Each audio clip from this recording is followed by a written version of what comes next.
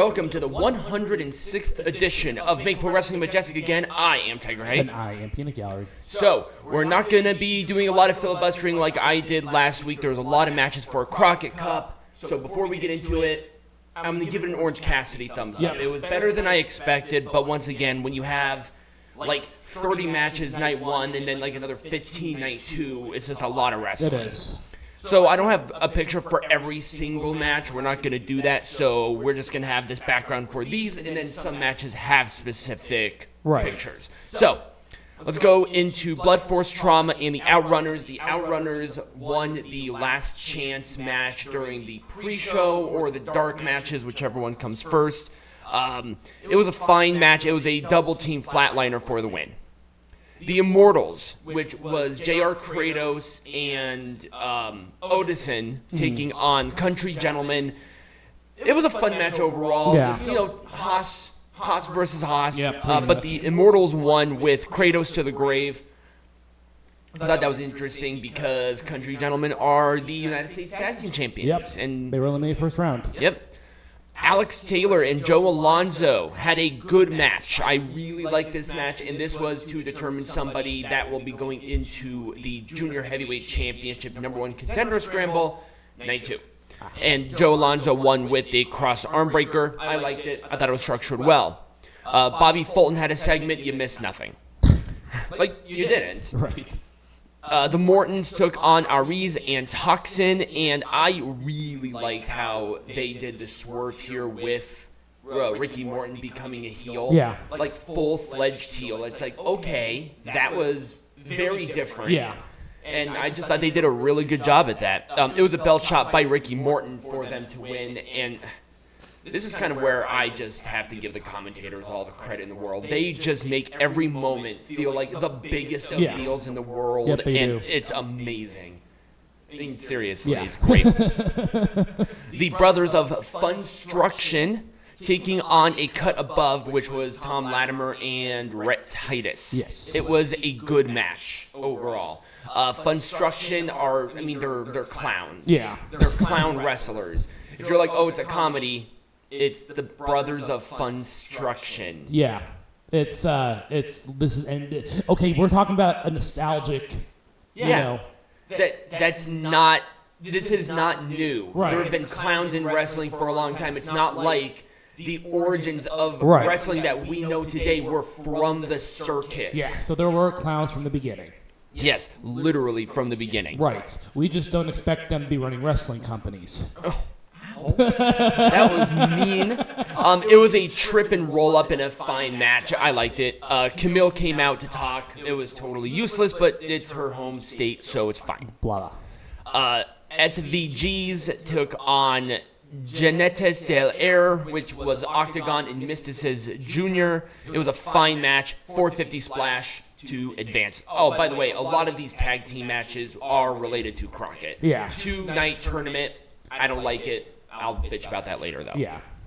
Hardcore Team War, which was actually a match that they promoted quite a bit. La Rosa Negra got into a car accident, so she was unable to compete. She is not dead. She is just hurt. So they replaced her with another girl. I have no idea who it was. It was fine. It was Hardcore Team War. They did like the weird, go into the ring, elimination. You can't be in the ring, but then they're not fighting on the outside of the ring. It's so unusual. Yeah. I don't like this Team War thing. It's so weird. It is kind of weird. I mean, I like how Impact does it, where they come out individually with a weapon, and then you can use that weapon. It's like, okay, that's a way to integrate Team War and make it work. Right. But this does not work for me. It's so weird. Yeah. It's odd. It's very odd. It was a coal miner's glove for the women's tag team champions team to win overall. Whatever. We're not going to do like thumbs up or anything for these just because we're running through these. We might do like final one for the finals, but other than that, no.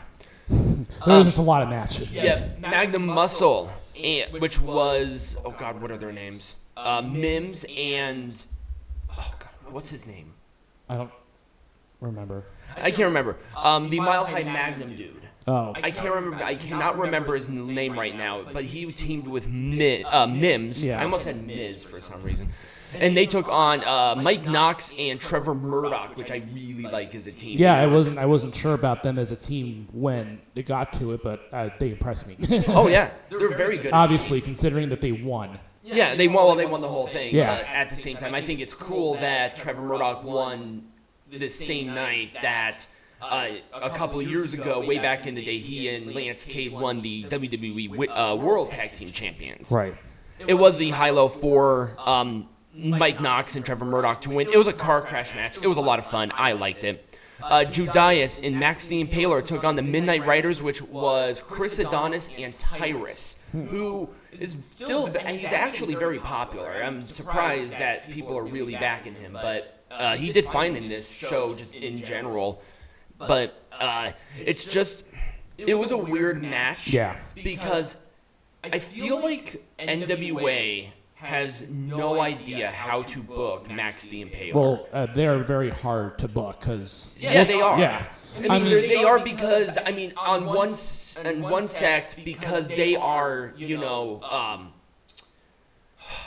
I am having a real struggle. They're big. Yeah, they're big. Woman. Well, physically, yes, right. But they identify differently. So it's like, how do you book this? Right. And I think this is where that got hurt. Yeah. NWA, I'm sure they're fine getting beaten up. Have them in a competitive match. Right. We've seen men on women wrestling before. Judias took a lot of beating. Yeah, and it's like, I'm pretty sure Max the Impaler wants to do more than just stand in the corner and have this awkward. It just felt so awkward. It did. It felt awkward. Anyways. It was a disqualification for the win because obviously they don't want anybody to pin Max the Impaler for reasons, and obviously Judias because reasons. But yes, Midnight Riders won. EC3 and Thrillbilly Silas. This was a good match. Yeah, it was. It was a well-structured, very well done match. I really am digging this EC3 that they're presenting to me. It's something that he needed for a while. Well, they're giving him the freedom to do so. Mm-hmm. And I also do like how they did this with Thrillbilly and his girlfriend getting kicked and he didn't help her at all, and it was just structured really well. A good story match, and it was a roll up with the tights for EC3 to win. Yep. Overall. Very, very heelish, which is good. Yep, exactly. And I think this was the main event. Yeah, it was La Rebellion. They were going to be taking on Fodder and Flip Gordon, but Fodder got a foot injury during the show, which, once again, this is why you don't do two-day tournaments. It's very bad. So it was Flip Gordon wrestling La Rebellion by himself for a while. And it was a frog splash after a Vampiro appearance, which I was actually surprised about, for Rebellion to win in a fun main event overall. I was surprised on how good this show was. I did not expect it to flow as nice. There was a lot of matches. There were a lot of matches, but NWA has this weird thing about knowing how to pace a huge card like this. Yeah. I mean, when I say 30 matches, I'm not kidding you. And that was all the matches that I just described. Was one night, and that wasn't even half the matches. Right. There were dark matches and pre-show matches that we didn't even talk about. Right. So it's a lot of wrestling. I mean, it was definitely a lot of wrestling, but once again, they paced it well. So that was part one. When we come back, Peanut Gallery, what are we talking We're about? going to talk about CM Punk. All right. Very, very, very straightforward.